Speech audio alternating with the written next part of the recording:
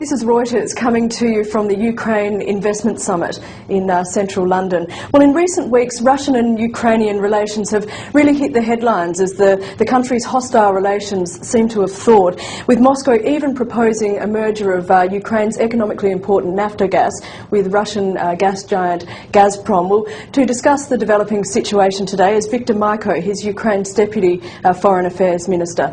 Thanks very much for joining us. Russia wants to merge Naftogaz and Gazprom. What do you think of such a deal? As you know, today Russian President Dmitry Medvedev visiting Ukraine, and the possible merger of Naftogaz and Gazprom is one of the key issues of the meeting between two presidents, Ukrainian and Russian.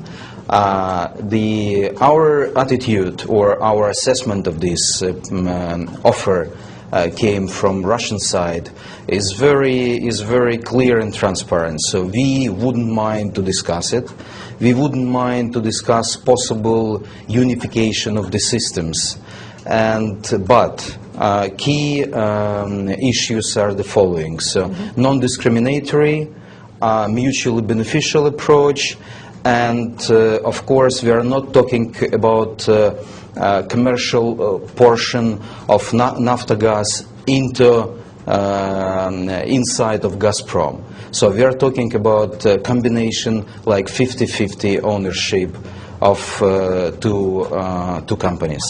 It is principle. Also, gas transportation system will be discussed not as part of this company, but a part of joint management of this system. So Ukraine is registering an interest.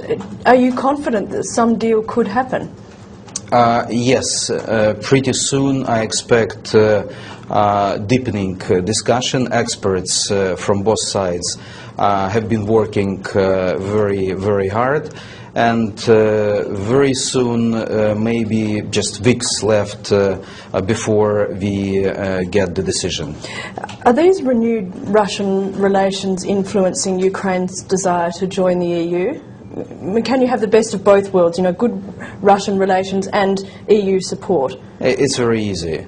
So we are not talking about Russian influence in Ukraine. We are talking about mutually beneficial cooperation and relations between Ukraine and Russia.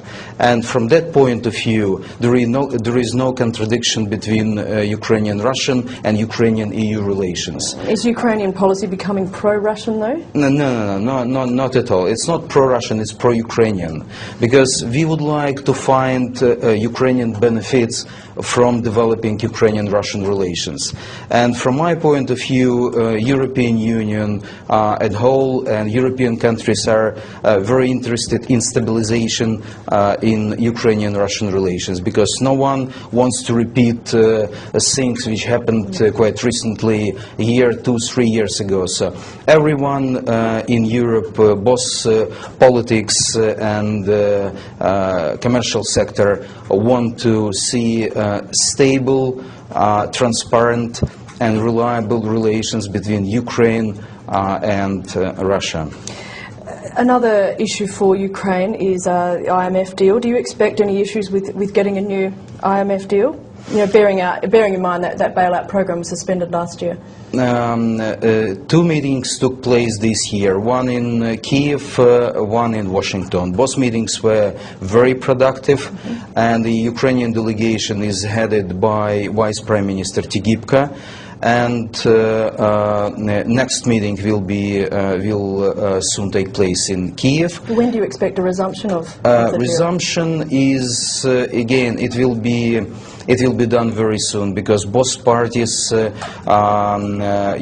and IMF, want to reach result quite soon. But again, we don't want to give promises we are not capable to follow. So we would like to fix the agreements that are manageable from both sides. And what about the 19 billion you're after? Will you get all of that? Will you get some of that?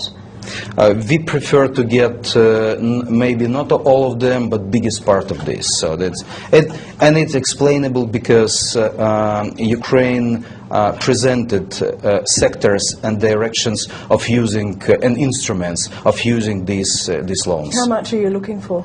5 billion. Yes.